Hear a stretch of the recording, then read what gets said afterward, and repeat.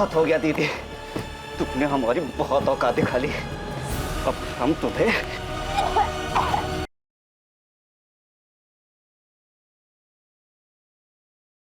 पत्थर इतना भारी नहीं था जितना होना चाहिए था। मिसिंग ही रह जाती अगर बॉडी नहीं मिलती तो, है ना? ऐसा तो नहीं था कि रश्मि की हत्या उसके किसी करीबी ने ही की थी जिसके बारे में अभी तक सोचा नहीं गया था। बेटा हम ऐसा करते हैं कि रश्मि का जो लखनऊ वाला घर है उसका अच्छा सौदा करवा देते हैं। रश्मि जिस तरह की जिंदगी जी रही थी उसके साथ तो ऐसा होना ही था।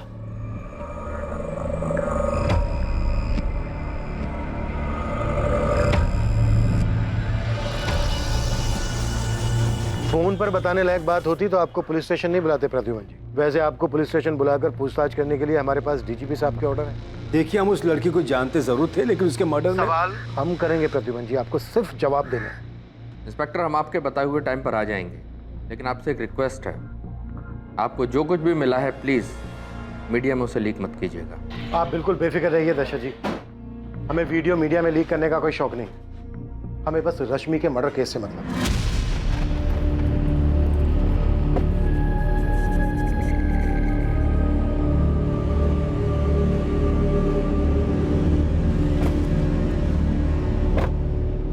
जो हम दोनों के हाथ नहीं लगा वो पुलिस के हाथ लग चुका है प्रद्युमन जी। कुछ करके मामला रफा दफा नहीं कर सकते? रफा दफा करने की कोशिश तो करेंगे ही, और वैसे भी किसको फर्क पड़ता उस रश्मि के मरने से। लेकिन आप अपने बेटे को समझाइए, जरूरत से ज्यादा ना बोल जाए कहीं कुछ। बेवकूफ है ऋषभ, समझ ही नहीं पा रहा कि ये लड़की उसके लायक थी ही नहीं। कैसे समझाएं उसे? समझाना पड़ेगा प्रद्युमन जी, हर हाल में।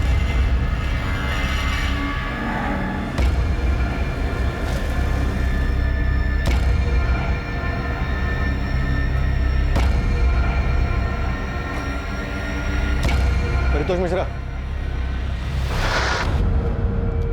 आपने रश्मि पांडे मर्डर के बारे में तो सुन ही लिया होगा। 3 साल पहले का किस्सा खुद निकाला होगा आपने। अब आप हम तक पहुंचे हमसे ये पूछने के लिए कि क्या हमने रश्मि पांडे को मारा है या नहीं, राइट? तो बताइए, मारा है आपने रश्मि को? उसने खुद ही ने अपने मौत की दावत दी होगी। मौत के कुएं में खतरनाक खेल खेलने की फितरत थी उसकी। कैसे बताएंगे आप? ये हम कैसे बता सकते हैं? तो फिर तुम्हें कैसे पता चला कि रश्मि काला जादू करती थी? यूं ही हवा से खबर निकाला तुमने? दिखता था मैडम, वो कैसे क्लाइंट से डील करती थी, सब कुछ साफ साफ दिखता था। और क्लाइंट से इन्वेस्टमेंट हासिल करने के लिए क्या क्या तिकड़म लगाती थी। विकास, तुम्हारे चाचा कुछ न कुछ तिकड़म लगा के तुम्हें और तुम्हारी माँ को चूना लगाएंगे। तुम अपने चाचा को जानते हो, वो इतने सीधे आदमी तो है नहीं जिसने तुम्हारी माँ या रश्मि दीदी के लिए कभी कुछ सोचा हो। तो हम क्या करें सोनू? तुम अपने चाचा को कह दो कि वो तुम लोगों की जिंदगी में दखल ना दे। तुम उनसे कह दो कि अब सब कुछ तुम ही संभाल लोगे। तुम पर हुक्म चलाने के लिए अब रश्मि दीदी तो है नहीं, तो अब तुम्हें हर चीज का उपाय खुद ही ढूंढना होगा। 29 वर्षीय रश्मि पांडे जिसकी हत्या कर दी गई थी, एक बहुत ही साधारण परिवार की लड़की थी। वो इतने सारे लोगों के साथ इतनी सारी चीजों में कैसे उलझ गई थी? हर किसी के साथ उसकी एक अनसुलझी कहानी थी, हर किसी को उससे ईर्ष्या थी। कौन था इनमें से जो उसकी वजह से इतनी तकलीफ में था कि उसने गुस्से में आकर रश्मि पांडे को मारने का मन बना लिया?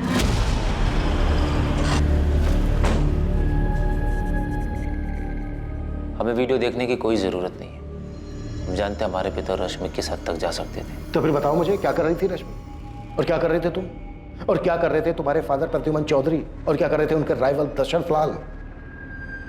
रश्मि को समझने में हमसे भूल हो गई, बाकी लोगों की तरह उसने हमारा भी इस्तेमाल किया।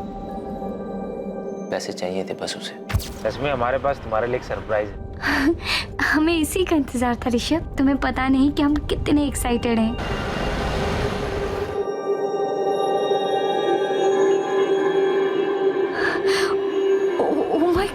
ऋषभ, ऋषभ ये तो डायमंड है। डायमंड ही है, सिर्फ तुम्हारे लिए। और इससे भी बड़ा सरप्राइज है मेरे पास। शादी करोगी मुझसे? पापा मम्मी, ये रश्मि पांडे है। नमस्ते। हम इनसे शादी करना चाहते हैं। तुम करते क्या हो रश्मि? हम एक इन्वेस्टमेंट कंसल्टेंसी एजेंसी में काम करते हैं सर, और हम वहाँ के सेल्स मैनेजर हैं। और सबसे ज्यादा सक्सेसफुल भी। और तुम्हारे माता पिता क्या करते हैं? तुम रश्मि से शादी करना चाहते थे, लेकिन ये बात हमें ना तो रश्मि की माँ ने बताई, ना ही उसके चाचा ने, और ना ही उसकी फ्रेंड सुप्रिया ने। कोई आपको क्यों बताता? रश्मि ने तो अपनी माँ को खुद बताया था कि उसने हमारा इस्तेमाल हमारे पिता तक पहुँचने के लिए किया है। लेकिन किस लिए पहुँचना चाहती थी वो तुम्हारे पिता तक? क्या लेना देना था उसका उनके साथ? वही जो पारितोष मिश्रा के साथ लेना देना था। खुशहाल परिवार था हमारा, बीवी थी, बच्ची, सब कुछ अच्छा चल रहा था। हमसे ही गलती हो गई। परितोष, आज के बाद जी और हमसे मिलने की कोशिश भी मत करना, तुम समझे? गीता प्लीज प्लीज प्लीज मेरी बात सुनो, ऐसे छोड़ के हमारी जिंदगी से दूर रहो परितोष। हमने डिवोर्स के लिए केस फाइल कर दिया है, अब तो बस एलिमोनी देने के लिए तैयार रहना। अब तुमसे हमारा कोई लेना देना नहीं है। अरे जिया बेटा, गीता गीता प्लीज हमारी बात सुनो। गीता सर, गीता, उस लड़की रश्मि के चक्कर में पड़ने का अंजाम हम आज तक भुगत रहे। क्या कुछ नहीं दिया हमने रश्मि को। जाहिर है आप दो जिंदगियां एक साथ जो जी रहे थे। बिल्कुल सही कहा सर आपने, हम दो जिंदगियां एक साथ जी रहे थे, लेकिन हमें नहीं पता था कि रश्मि के भी दो रूप थे। बिल्कुल सही कहा सर आपने, हम दो जिंदगियां एक साथ जी रहे थे, लेकिन हमें नहीं पता था कि रश्मि के भी दो रूप थे। जब हम उसे पहली बार मिले थे, वो एक छोटी सी एजेंसी में एक इन्वेस्टमेंट कंसल्टेंट थी। उसके काम करने के जज्बे को देखकर हमने उन क्लाइंट्स को दिलवाने में उसकी मदद की जिनको हम अपने काम की वजह से जानते थे। हम उसके चुंगल में सिर्फ इसलिए नहीं फंसे क्योंकि हम उससे आकर्षित हुए, बल्कि उसने भी खुलकर अपने एहसास का इजहार किया।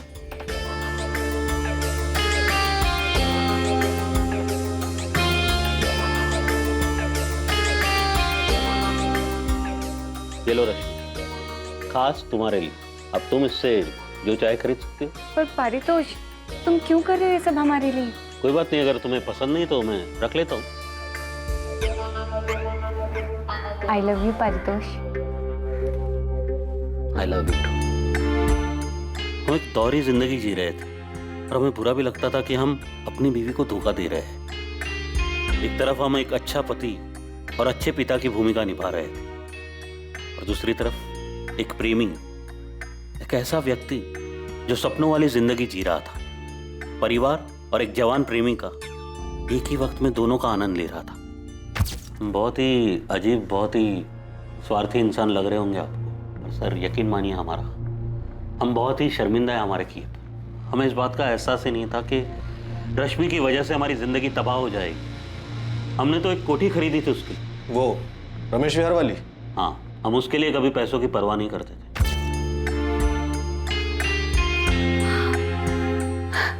ये घर हमारे लिए? सब कुछ तुम्हारे लिए रश्मि, ये घर तुम्हारे नाम होगा। सारे डॉक्यूमेंट्स रेडी है, तो बस दस्तखत करना। रियली? हम उसके प्यार में इस तरह बहक गए थे कि समझ ही नहीं पा रहे थे कि हम अपनी बीवी, अपनी बच्ची के साथ धोखा कर रहे थे। और उसी तरह रश्मि के दोहरे चेहरे को भी हम देख नहीं पाए। वो चेहरा जो ना कभी हमने पहले देखा था और ना ही जिसकी कभी कोई कल्पना कर सकता था। उसने आपको धोखा दिया? सिर्फ धोखा, बड़ा ही गंदा खेल खेला उसने हमारे साथ। रश्मि, हमने तुम्हें एक सिंपल सा सवाल पूछा है कि पूरा हफ्ता तुम कहाँ थे? हम तुम्हारी बीवी हैं, हमने तुमसे शादी की है। हम जानते तुम किसके साथ थी और कितने लोगों के साथ थी, हम उन सबको जानते हैं। और वो सब ये भी जानते हैं पारितोष कि तुम ऑलरेडी मैरिड हो। और ये सब कुछ हमने तुम्हें इसलिए नहीं दिया कि तुम हमें धोखा दे सको। हम किसी की जागीर नहीं है पारितोष, और ना ही हमने तुमसे शादी का वादा किया है। अभी जो भी गया यहाँ से बंद हो। अच्छा, तो तुम हमारी जासूसी भी करने लगे? ए रश्मि, हमारे घर में रह के हमारे साथ ही निकलो यहाँ से, गेट आउट। शायद तुम भूल रहे हो पारितोष, ये घर हमारे नाम पर। तुम उसे हमारे नाम करोगी, वरना क्या एक्सपोज कर दोगे हमें? अभी के अभी इस घर से निकल जाओ और मेरी जिंदगी से भी get out from my life. Calm down Paritosh, सिर्फ 2 करोड़ रुपए, उसके बाद हम तुम्हारी जिंदगी में कभी नहीं आएंगे, प्रॉमिस। तुमने हमारा यूज किया रश्मि, लेकिन हम यूज एंड थ्रो करने वाली चीज नहीं है, समझे? अगर हम तुम्हें बना सकते हैं ना, तो तुम्हें पूरी तरह बर्बाद भी कर सकते हैं हम।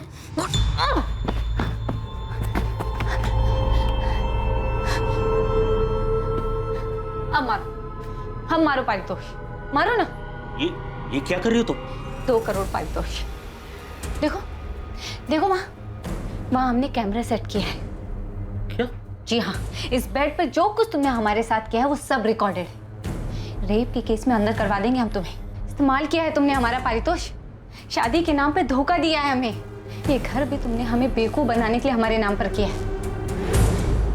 ये वीडियो हम पुलिस और मीडिया को दे देंगे, फिर देखते हैं कौन किसको बर्बाद करता है। 2 करोड़ पाई, 2 करोड़, वरना हम ये वीडियो वायरल कर देंगे। तुम्हें पता भी नहीं पारितोष कि जो हम चाहते हैं उसे पाने के लिए क्या क्या कर सकते हैं। हाँ, रश्मि सब कुछ रिकॉर्ड करती थी, सब कुछ पहले से प्लान किया हुआ था उसने। बहुत ही शातिर लड़की थी। तो आप कौन से संत हो? नहीं सर, हम संत नहीं, बहुत बड़े चंट हैं। लेकिन इस बात की उसे खबर नहीं थी कि हम क्या क्या कर सकते थे। इससे पहले कि वो ब्लैकमेल करके 2 करोड़ मुझसे मांगती, मैंने उसकी सारी बातें अपने मोबाइल में रिकॉर्ड कर रखी। वो हमें मात दे इससे पहले हमने उसे मात दे। रश्मि, तुम हमें इस तरह ब्लैकमेल नहीं कर सकती। अगर तुम चाहते हो कि हम तुम्हें ब्लैकमेल ना करें तो परितोष 2 करोड़ दे दो। तुम्हारे पास कल तक का टाइम है। अगर कल तक 2 करोड़ नहीं दिए तो हम तुम्हारे खिलाफ रेप केस कर देंगे और मीडिया को फुटेज दे देंगे। ये सरासर ब्लैकमेल है रश्मि। ये तो तुमको करना ही पड़ेगा। तुम हमें 2 करोड़ दो और हम दोबारा तुम्हारी जिंदगी में कभी नहीं आए। किस आधार पर आपने हमें गिरफ्तार किया सर? उस आदमी ने हमारा इस्तेमाल किया, शादी के नाम पर झूठा वादा करके फिजिकल रिलेशन बनाए, धोखा दिया हमें, और उस पारितोष के खिलाफ रेप केस दर्ज करने के बजाय आप हमें पूछताछ के लिए लेकर आए। तुम्हारे ब्लैकमेल के सारे कॉल रिकॉर्डिंग पारितोष के पास है। तुम्हें क्या लगा था अपने वीडियो की रिकॉर्डिंग के जरिए उसे फंसा दोगे? लेकिन उसे धमकाने और ब्लैकमेल के जुर्म में तुम गिरफ्तार हो। क्या बकवास है ये? गलत किया उसने हमारे साथ। हम पारितोष के खिलाफ रेप का केस फाइल करेंगे। सर कहाँ जा रहे हो आप? सर सुनिए तो। सर हम उसे कोर्ट तक घसीट कर लेकर आएंगे, उसकी वीडियो वायरल कर देंगे, उसकी मदद करने और हमारे साथ जबरदस्ती करने के लिए हम आपके खिलाफ भी केस दर्ज करेंगे। रश्मि ने जो किया हमारे साथ, उससे हमारी जिंदगी, हमारा परिवार, सब कुछ तबाह हो गया। 7 अक्टूबर की रात को आप कहाँ थे? घर पर थे, अकेले शराब पी रहे थे, जो रोज पीते हैं हम ऑफिस से आने के बाद। हमारी बात मानिए सर, वो बहुत ही शातिर थी और हम यकीन के साथ कह सकते हैं कि उसको उसी की तरह किसी ने बड़े शातिर अंदाज में फंसाकर मार डाला होगा। बहुत ही चालाक समझती थी खुद को, ओवर कॉन्फिडेंट। यही उसकी सबसे बड़ी गलती थी। रश्मि से प्यार करते थे, लेकिन जब हमें पता चला वो हर चीज में हेराफेरी करती है, उसकी नजर में रिश्तों की कोई अहमियत नहीं थी, तब हमने रिश्ता तोड़ दिया। ये हमें बहुत जल्द पता चल जाएगा कि तुम्हारा ये दर्द था या गुस्सा जिसकी वजह से तुमने रश्मि का मर्डर कर दिया। रश्मि की हत्या से पहले उसके फोन की लास्ट लोकेशन वीआईपी इनक्लेव थी। वीआईपी इनक्लेव जहाँ पर तुम्हारा घर है और तुम्हारे पिता के राइवल दशरथ लाल का भी। जब हमें पता चला कि उसके संबंध हमारे पिता के साथ थे, हम उसे पूरी तरह चोट पहुंचाना चाहते थे, लेकिन हमें कभी समझ में नहीं आया कि रश्मि अपनी जिंदगी के साथ चाहती क्या थी। पता नहीं हम उसके पीछे पड़कर अपनी जिंदगी क्यों खराब कर रहे थे। रश्मि 3 महीने के लिए एक्सटॉर्शन के केस में जेल गई थी। इधर ऋषभ के साथ शादी करने वाली थी और उधर ऋषभ के फादर प्रद्युमन और प्रद्युमन के राइवल दशरथ लाल के साथ अलग ही गुल खिला रही थी। और उससे पहले परितोष मिश्रा के साथ। ऐसा कैसे कि उसकी माँ, भाई, चाचा को इस बारे में कुछ पता ही नहीं था? क्या ये मुमकिन हो सकता है? कल्याणी, हमने विकास से बात कर ली है। हम लोग बहुत आराम से इसका हल ढूंढ लेंगे। अगर रश्मि ने मनोज और भरत के साथ में कोई धोखाधड़ी की है, वो भी हम संभाल लेंगे। तुम बेफिक्र रहो। क्या रश्मि पांडे की हत्या का मकसद उसका इस तरह लोगों से पैसे हथियाने को रोकना था, या किसी को रश्मि के काम करने के तौर तरीकों से जलन थी जो उनकी कामयाबी के रास्ते का कांटा बन रहे थे? रश्मि एक खतरनाक खेल खेल रही थी। आखिर वो कौन था जिसके रास्ते की रुकावट बन गई थी रश्मि? हम इस बात से इनकार नहीं करेंगे कि रश्मि हमें परेशान कर रही थी और हमने ये बात कभी छुपाई भी नहीं। वीरेंद्र सर से कई बार हमने इस बारे में बात की। मैम, हम ये भी जानते हैं कि रश्मि ब्लैकमेलिंग के केस में एक बार अंदर जा चुकी है और हमें इस बात पे पूरा भरोसा है कि रश्मि अपनी बॉडी का इस्तेमाल करती थी और क्लाइंट से इन्वेस्टमेंट लाती थी, सारे बड़े बड़े क्लाइंट्स। लेकिन वो क्लाइंट्स रश्मि के लिए सिर्फ क्लाइंट्स नहीं थे, वो कुछ और भी थे। पायल, हमने तुम्हारे ऑफिस कलीग ध्रुव से बात की क्योंकि हमने ये कहा था कि रश्मि की लाश पानी के ऊपर आ गई वरना मिसिंग ही रह जाती। अगर आपको लगता है कि ऐसा कहने से हम रश्मि के मर्डर में इन्वॉल्व है या हमने उसका मर्डर करवाया है, तो माफ कीजिए। हमने ये बात सिर्फ इसलिए की क्योंकि ये बात साफ है, जो भी रश्मि का हत्यारा था उसने बॉडी के साथ पत्थर इसलिए बांधा था क्योंकि वो नहीं चाहता था कि लाश पानी के ऊपर आ जाए। तो फिर रश्मि का मर्डर किसने किया पायल? मैम, हमने आपसे पहले भी कहा था, हम मानते हैं हम रश्मि को पसंद नहीं करते थे, जलते थे उससे, लेकिन इसका ये मतलब नहीं कि हम इस हद तक गिर जाए कि उसका मर्डर ही करवा दें। लेकिन रश्मि मर्डर करने के बारे में सोच सकती थी। इसकी ऐसी हरकतों की वजह से उसका मर्डर हुआ होगा। कर्मा मैम, कर्मा। जावेद, कुछ हाथ लगा? एक बाबा है, अपने आप को काली बाबा बोलता है। उसके पास जाती थी क्या रश्मि पांडे? हाँ, मैंने ज़्यादा पूछताछ की नहीं क्योंकि उसको भनक लग जाती तो वो भाग जाता। कहाँ मिलेगा ये काली बाबा गोविंद? स्टेशन के पास वाले मार्केट एरिया मैडम, वहीं बैठा है। एड्रेस भेज रहा हूँ, अभी भी वहीं मिलेगा ये बाबा। जो बात थी हम साफ साफ बता रहे हैं। हाँ, हमारे और रश्मि के बीच में शारीरिक संबंध है, जिसको रिकॉर्ड करके वो आपको ब्लैकमेल करने लगी। कौन सा ब्लैकमेल? ब्लैकमेल उसे किया जाता है जो कुछ देने से इनकार करता है इंस्पेक्टर। वैसे हमको पहले से पता था कि वो लड़की रिकॉर्डिंग करती है। तो आपको लॉकर के बारे में भी पता होगा? नहीं, हमको किसी लॉकर के बारे में कुछ पता नहीं था, लेकिन उस लड़की ने पारितोष मिश्रा के साथ जो किया वो भी हमको पता था।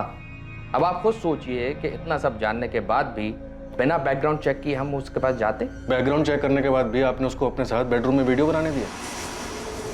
प्रद्युमन जी, चुपचाप आप रश्मि पांडे को पैसे देते रहे और बदले में आपने उससे वीडियो रिकॉर्डिंग की मांग नहीं की। मांग इसलिए नहीं की क्योंकि हम जानते थे कि वो इसका हमारे खिलाफ इस्तेमाल नहीं करेगी। क्यों? उसने ऐसी गारंटी दी थी आपको? देखिए क्या है, उसे जो पैसे चाहिए होते थे हम उसे दे देते थे, इसलिए हम जानते थे कि वो बस वीडियो रिकॉर्डिंग करके रखती थी, उसका इस्तेमाल नहीं करती थी। देखिए, हम एक बात साफ साफ बता देते, हाँ, रश्मि को पैसा देने का सिलसिला ब्लैकमेलिंग के बाद ही शुरू हुआ था। जब आपको पता ही नहीं था कि वो वीडियो रिकॉर्ड करके हाँ, पता नहीं था कि उसने रिकॉर्डिंग की थी। अच्छा, तो इस रिकॉर्डिंग के जरिए तुम हमें ब्लैकमेल करना चाहती हो? नहीं। तो रिकॉर्डिंग क्यों करी और किसके कहने पर करी? खुद की मर्जी से। इरादा क्या है तुम्हारा? जो कुछ हमें चाहिए उसको पाना चाहते हैं दशरथ जी। क्या पाना चाहती हो?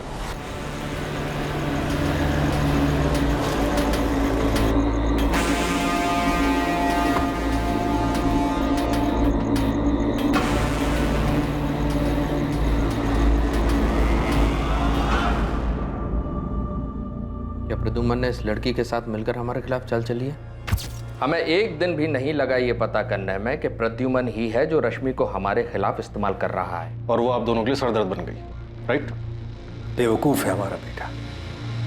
उस लड़की के बारे में कुछ जाने बगैर उसने उसे डायमंड रिंग दे दी, पर हमें रश्मि के बारे में पता करने में ज़रा सा भी वक्त नहीं लगा। वो किस तरह की लड़की है, उसका पास क्या है। हम उसके पास सिर्फ इसलिए गए थे ताकि जान सके कि उसका इरादा क्या है। और उसने बस ऐसे ही आपकी वीडियो बना ली। तुम मेरे बेटे के पीछे क्यों पड़ी हो?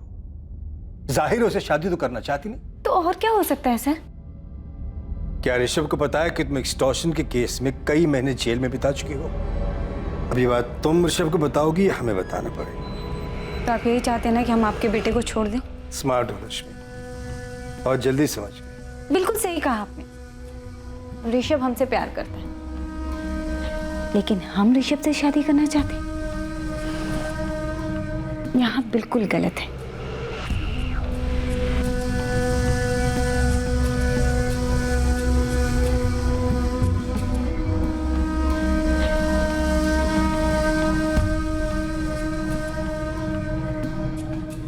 हम उसके पास सिर्फ अपने बेटे को छुटकारा दिलाने गए थे, लेकिन हुआ ये कि आप उसके जाल में फंस गए। उसने आपकी वीडियो बना ली और आपको ब्लैकमेल करने लगी। दशरथ जी को लगा कि हमारी आपसी रंजिश के चलते इनका वीडियो हमने बनवाया है, लेकिन रश्मि तो हमसे भी पैसे लिया करती थी। ऐसे वीडियोस बनाकर पैसे लेती थी, ये कहना बिल्कुल गलत है, क्योंकि पैसे तो हम उसको वैसे भी देते थे और अच्छे खासे देते थे। भाई देखिए, हम भी उसके पास सिर्फ आनंद के लिए ही जाते थे, और जो कुछ वो मांगती थी वो दे दिया करते।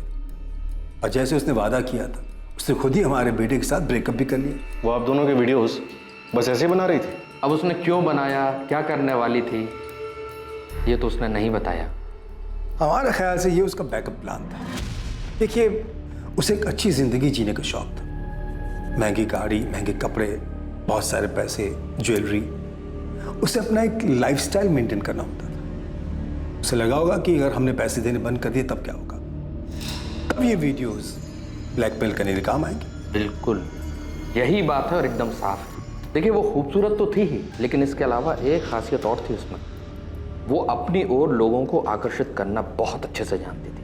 आप लोगों के बयान में बहुत तालमेल नहीं है। ऐसा इसलिए लग रहा है कि आप लोगों को रश्मि के मर्डर का शक हम पर है, लेकिन हम दोनों के पास उसके मर्डर की कोई वजह ही नहीं है। ठीक है, थैंक यू। इंस्पेक्टर, एक और बात बता दूं आपको, इससे पहले कि आप खुद पता लगाएं या गुस्से में आकर हमारा बेटा आपको ये पता है। 7 अक्टूबर को हम रश्मि के घर गए थे। कब? रात में। हम अक्सर उसके पास रात ही में जाया करते थे। तुमने मनोज पाठक को धोखा क्यों दिया? बस ऐसे। क्या इरादा क्या है तुम्हारा रश्मि? क्या मिलता है आपको क्या मिलता है यहाँ आकर?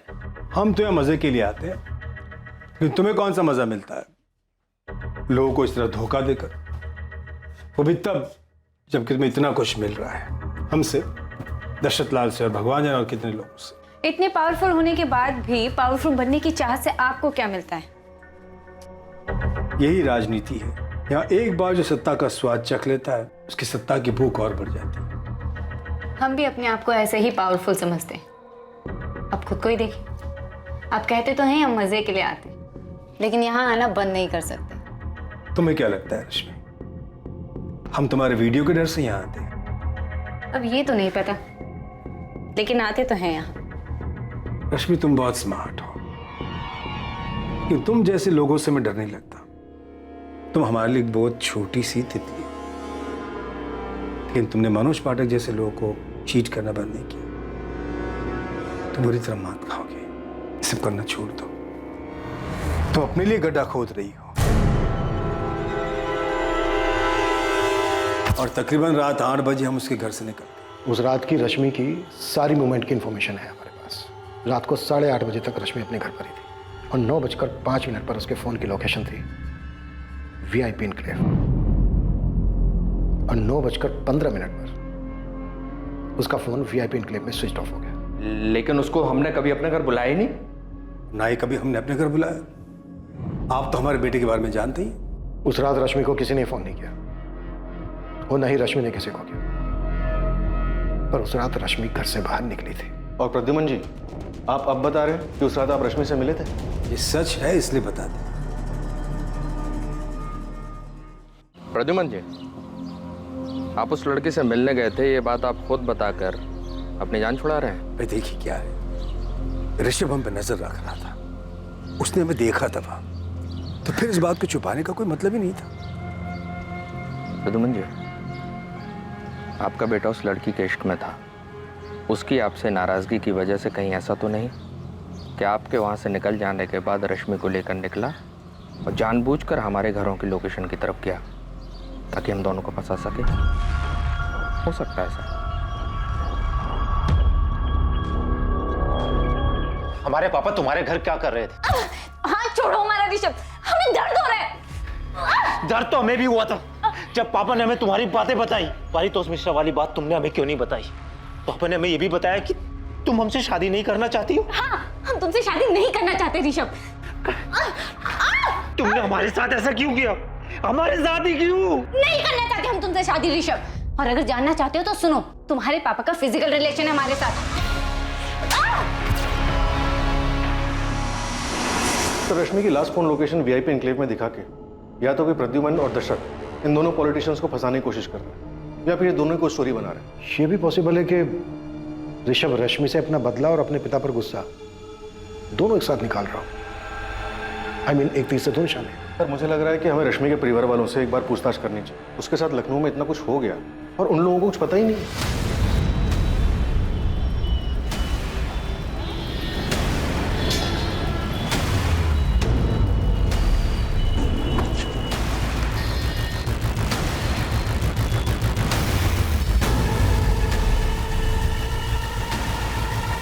जी, हमें ही लोग काली बाबा के नाम से जानते हैं।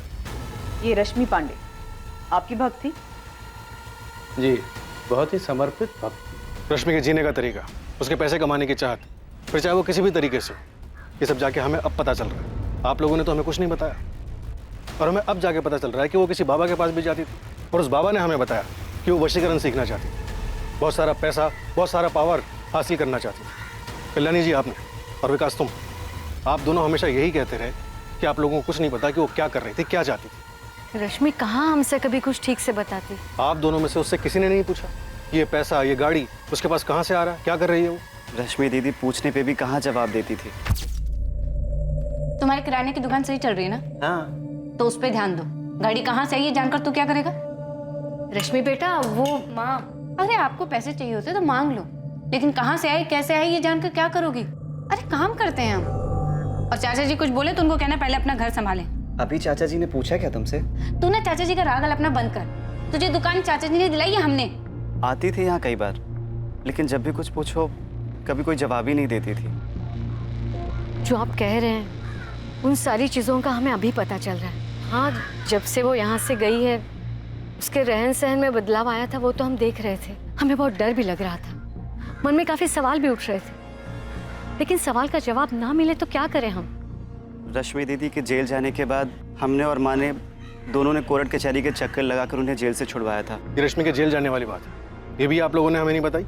वो बात इसलिए छिपाई क्योंकि वो हम सब के लिए शर्म की बात थी। जब रश्मि यहाँ हमारे साथ रहती थी, जब उसके पापा इस दुनिया में थे, तब सब कुछ ठीक था।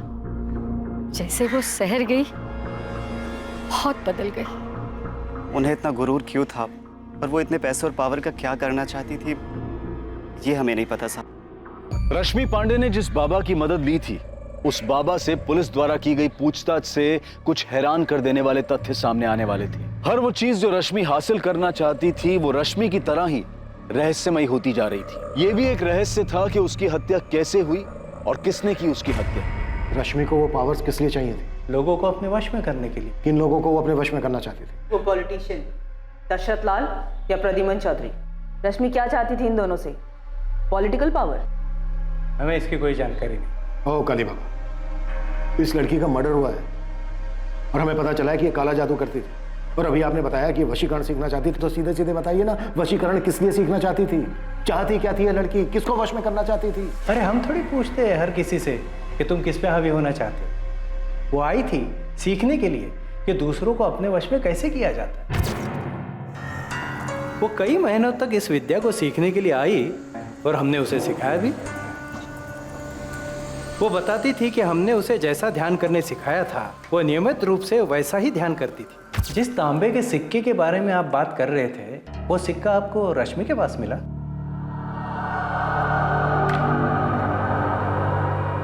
यही है वो सिक्का? ये यही है, हमने ही दिया था उसे, और ये विद्या सिखाने की हमने गुरु दक्षिणा भी ली थी। कितने पैसे लिए थे?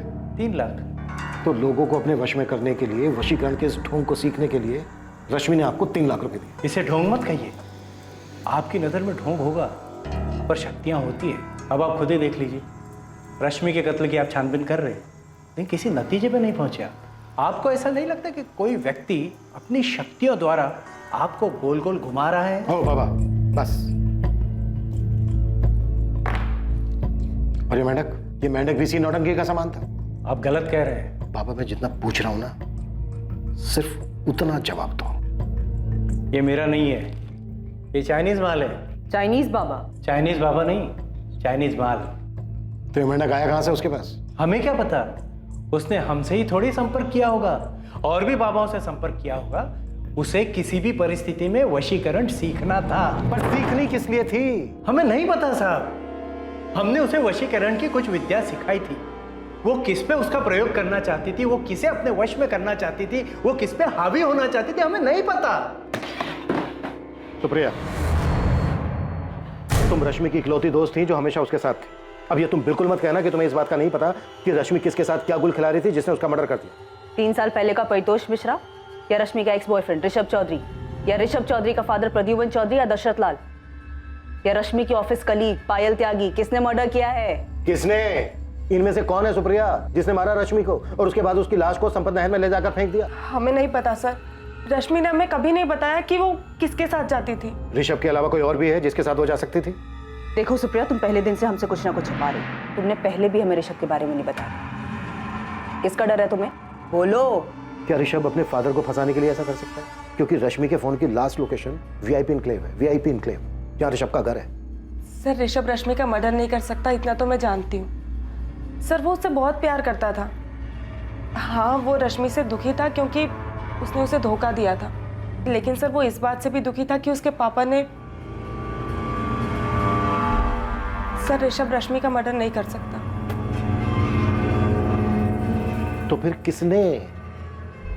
किसने मारा है रश्मि को? सर रश्मि के माँ, भाई और चाचा सबसे बात की, सबके बीच में लगता है सांठ गांठ हो रखी, सब एक ही राग अलाप रहे, किसी को रश्मि के बारे में कुछ नहीं पता। सुप्रिया, रश्मि अपने परिवार वालों का जिक्र करती थी तुमसे? हाँ सर, कभी कभी जिक्र करती थी, जब वो बालापुर जाती थी अपने माँ और भाई से मिलने। और अपने चाचा के बारे में? नहीं, चाचा के बारे में मैं कुछ नहीं जानती। तब पायल त्यागी, ऋषभ चौधरी, परितोष मिश्रा और दशरथ लाल, इन चारों में से किसी के भी फोन की लोकेशन रश्मि के घर के आसपास या फिर संपत नहर का नहीं दिखा रहा है। प्रद्युमन चौधरी? प्रद्युमन चौधरी के फोन की लोकेशन तो रश्मि के घर का ही दिखा रहा है, पर उसने तो खुद ही बोला था कि उस रात वो रश्मि के घर पे ही था। कहीं इस प्रद्युमन ने तो रश्मि को नहीं मारा और हमें घुमा रहा है। तो कैमरा रिकॉर्डर घर से गायब, इसके पीछे प्रद्युमन चौधरी ही लग रहा है। पहले उसने रश्मि को मारा होगा, फिर गाड़ी में ले जाके संपत नहर में फेंक दिया होगा और किसी और से अपना फोन वापस घर भेज दियो। प्रद्युमन चौधरी का पर्सनल गार्ड है अफजल शेख, उसको उठा के पूछें। मारा उसी ने है जिसे पता था कि रश्मि के बेडरूम में कैमरा लगा है, और वो ये भी जानता था कि रश्मि ब्लैकमेल करने के लिए रिकॉर्डिंग करती है। ये पक्की बात है कि रश्मि का मर्डर उसके घर पर ही हुआ है, वो भी उसके बेडरूम में।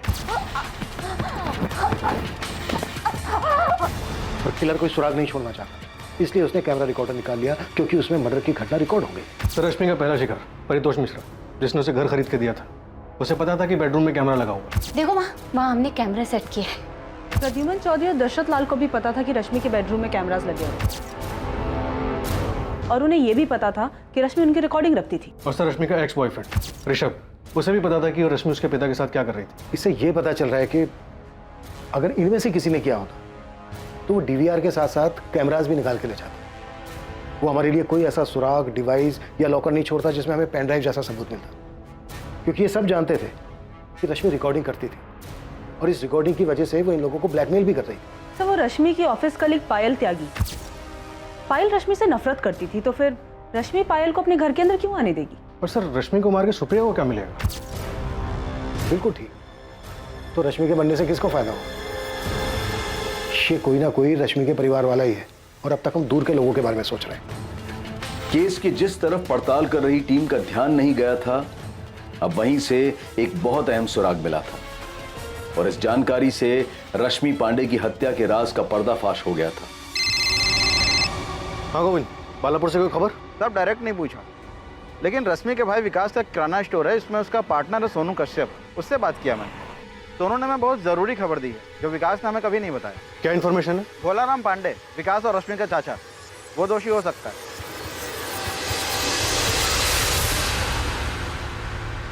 हमें यहाँ इस तरह से लेकर क्यों आए हैं? बैठो भोलाराम, बैठो। नहीं, पहले आप बताइए कि बात क्या है। आपके लोग ऐसे ही आए और उठाकर यहाँ ले आए? भोलाराम, आपने विकास से कहा था कि आप रश्मि के पैसे और उसकी लखनऊ वाली कोठी का अच्छा सौदा करवाकर सब कुछ सेटल कर दो। बड़े आराम से वहाँ विकास को अपने लपेटे में ले रहे थे तुम। लपेटे में? क्या कह रहे हैं आप? वो मेरा भतीजा है, थोड़ा भोला है, इसीलिए मैंने कहा था। भोला है तो फिर आपके नीचे दबा हुआ है। विकास, जब तेरे चाचा ने तुझसे ये सब कहा तो तूने आके हमें क्यों नहीं बताया? मैडम जी, हमें नहीं लगता कि चाचा जी कुछ गलत कर सकते हैं। तेरे दोस्त सोनू कश्यप ने हमसे साफ कहा कि तू ना समझे, तेरे चाचा सब हड़प लेंगे, रश्मि के रहते हुए ऐसा नहीं कर सकते, इसीलिए उन्होंने रश्मि को रास्ते से हटा। नहीं, चाचा जी ऐसा नहीं कर सकते। और अगर किया है विकास, और ये बात तुझे पता है, तो तू अपनी बहन के हत्यारे को बचा रहा है। विकास, ये बात जानता है ना तू? क्या ये रश्मि की मनमर्जी थी जिसने आपको ये काम करने के लिए उकसाया? क्या फिर अपने बेटे दीपेश के थप्पड़ का अपमान बर्दाश्त नहीं कर पाए और मरवा दिया रश्मि को? दीपेश को थप्पड़? हाँ, थप्पड़। विकास ने हमें बताया कि रश्मि ने दीपेश को थप्पड़ मारा था, और इस बात का गुस्सा आपको भी था और दीपेश को भी।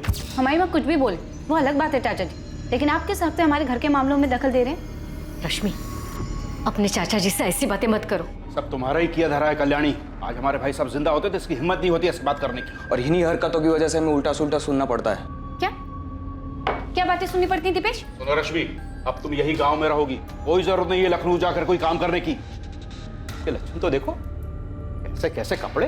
तो आप अपनी आंखें बंद कर लीजिए ना चाचा जी, हमें क्या करना चाहिए क्या नहीं करना चाहिए उसके लिए हमें आपकी परमिशन नहीं चाहिए। ऐसे कपड़े पहनती हो, गांव के लोग तुम्हारे चरित्र पर सवाल उठाते हैं, जानती हो तुम? रश्मि, जब कोई हमारे बारे में ऐसी बातें कहे ना तो ऐसा थप्पड़ मारना चाहिए दीपेश, ना कि चुपचाप सुनना चाहिए।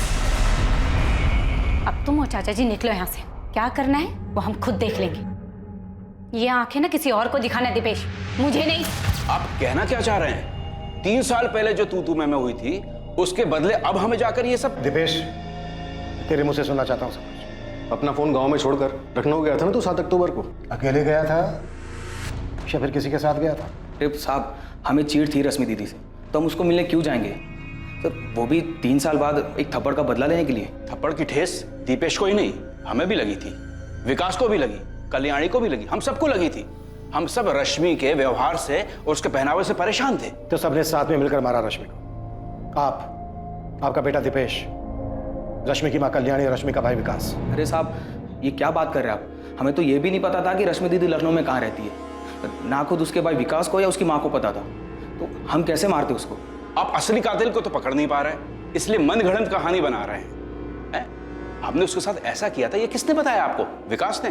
नहीं, वो बता ही नहीं सकता। पुलिस को मिली एक छोटी सी सूचना के आधार पर रश्मि पांडे के सभी करीबी रिश्तेदारों से पूछताछ के दौरान पता चला कि रश्मि की हत्या में उसके चाचा भोलाराम पांडे और उसके बेटे दीपेश पांडे का हाथ हो सकता है, लेकिन उनके खिलाफ कोई ठोस सबूत नहीं मिल सका। पर पुलिस की टीम के रश्मि के गांव बालापुर जाने से इस केस में एक नया मोड़ आ गया था। इसने दोषी को बेनकाब कर दिया था और ये इस केस की जांच कर रही टीम को बेहद हैरान कर देने वाला था। सर, कॉल रिकॉर्ड्स और लोकेशन के हिसाब से इनमें से हम किसी पे भी हाथ नहीं डाल सकते। सबने अपने फोन गांव में छोड़कर यहाँ लखनऊ में आके कांड कर दिया। तो ट्रैफिक डिपार्टमेंट संपत नहर की तरफ जा रहा है, सभी रास्तों की सीसीटीवी फुटेज स्कैन कर रहे हैं। रश्मि की लाश को नहर तक ले जाकर फेंकने के लिए किसी गाड़ी का इस्तेमाल तो हुआ होगा, शायद फुटेज में दिख जाए। हाँ महादेव जी, अब तो आपके डिपार्टमेंट से किसी बड़े खुलासे के होने का इंतजार है हमें। इब्राहिम, भोलाराम और उसका बेटा दीपेश और रश्मि का भाई विकास, इन लोगों के खिलाफ कोई सबूत नहीं मिला, लेकिन ये आदमी जिसने इस केस में भोलाराम को संदिग्ध बताया, ये कौन है? उसका नाम सोनू कश्यप है। विकास के किराने की दुकान में उसका पार्टनर है वो। एक बार उसे ट्रैक करो, शायद कुछ मिल जाए। हाँ, ये दिखा है इस फुटेज में। 7 अक्टूबर की रात को एक रोड पर जहाँ सीसीटीवी लगा, एक टैक्सी में है, खुद चला रहा है, लेकिन ये संपत नहर वाली रोड नहीं बल्कि लखनऊ की एक रोड।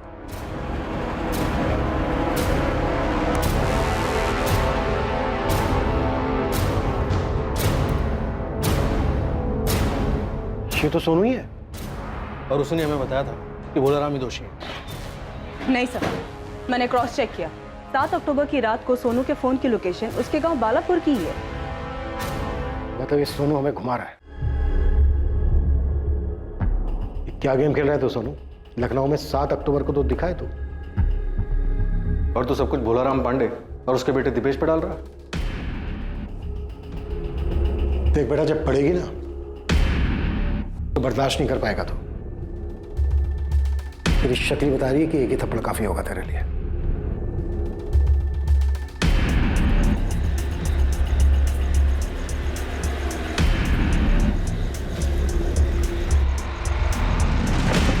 अभी रुक, अभी नहीं, थोड़ी देर इंतजार करना पड़ेगा। दीदी से मिलने कोई गया है।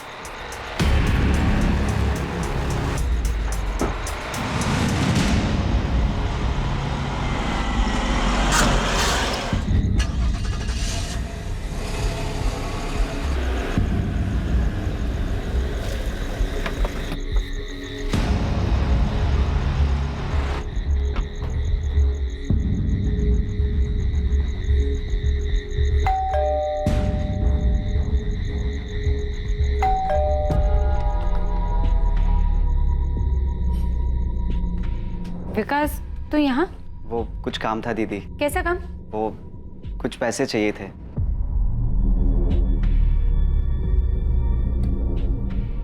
इसको क्यों लेके आए यहाँ? दीदी, हम इसके साथ ही आए हैं, इसकी गाड़ी में। एक बात बता, आज जब दोपहर में हम बालापुर आए थे तो माँ ने तो ऐसा कुछ नहीं कहा कि उन्हें पैसे चाहिए। दीदी, वो हमको चाहिए दुकान के लिए। तुमसे अगर दुकान संभाली नहीं जाती तो उसको बंद करके घर में बैठ जाना, कदे नुकसान कम ही होगा। सुन, 5,000 नहीं दे सकती। ये ले, 2,000 रख ले, इतने ही बहुत है। तू जो चाहे वो करेगी, बिना बताए घर बेचेगी, दूसरों को ठग के पैसे लूटेगी, और हमें 5,000 रुपए चाहिए तो सिर्फ 2,000 रुपए देगी। पैसे रखने तो रख, वरना निकल यहाँ से। वैसे तेरी औकात इतने की भी नहीं, फिर भी दे रहे हैं ना। अरे टिकट क्या कर रहे हो? टिकट छोड़ो हमें। बहुत हो गया दीदी, तुमने हमारी बहुत औकात दिखा ली। अब हम तुम्हें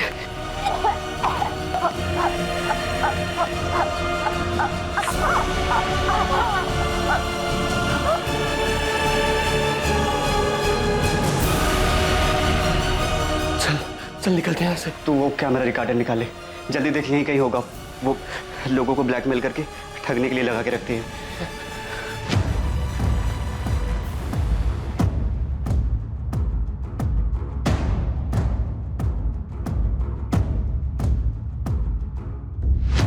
हमें पता था कि लखनऊ के रास्ते पर सीसीटीवी हो सकते हैं, इसीलिए विकास पीछे वाली सीट पर छुप गया। हम जानते थे कि सिर्फ हमें देखकर किसी को शक नहीं होगा कि इस हत्या में कौन कौन शामिल था।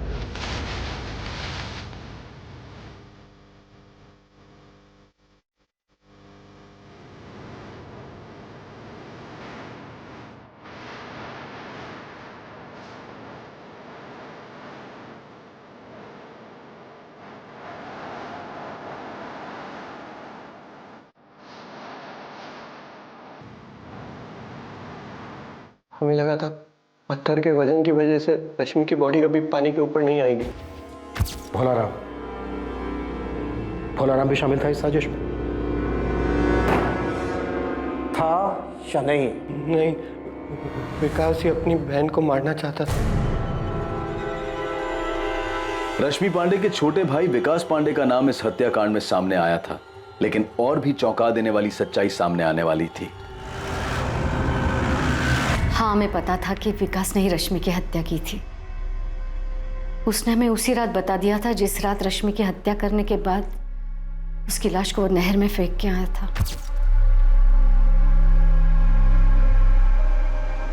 तुमने ठीक किया बेटा, वो उसी लायक थी।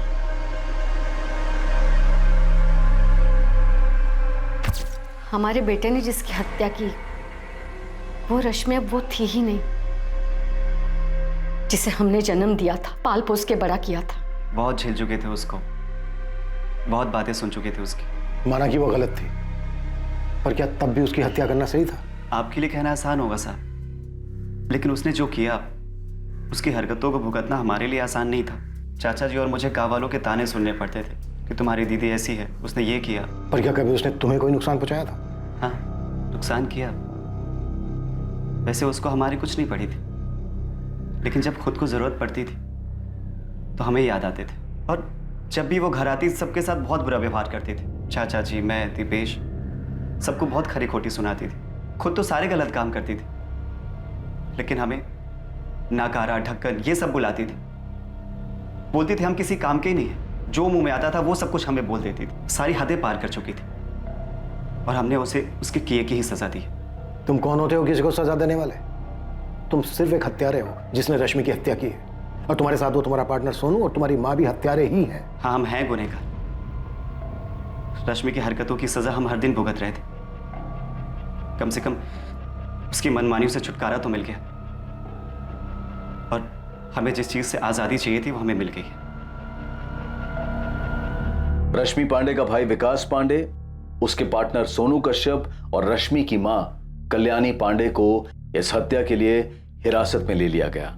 इस पूरी कहानी में किसके साथ धोखा हुआ? कोई इंसान कुछ भी पाने के लिए लोगों को धोखा दे सकता है।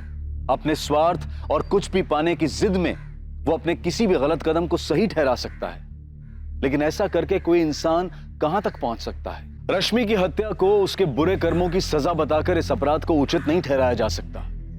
यह अपराध ही है। झूठ और फरेब इंसान को एक बहुत ही खतरनाक रास्ते पर ले जाता है, जहां वो सिर्फ अपने बारे में सोचता है और दूसरों के साथ वो कितना गलत करता है इस बात का उसे कोई फर्क नहीं पड़ता। लालच और स्वार्थ इंसान के देखने और समझने की क्षमता को खत्म कर देते हैं, जिसकी वजह से वो सही और गलत में फर्क नहीं कर पाता, और ये उसके लिए घातक साबित होता है। अब मैं अनूप सोनी आपसे विदा लेता हूं।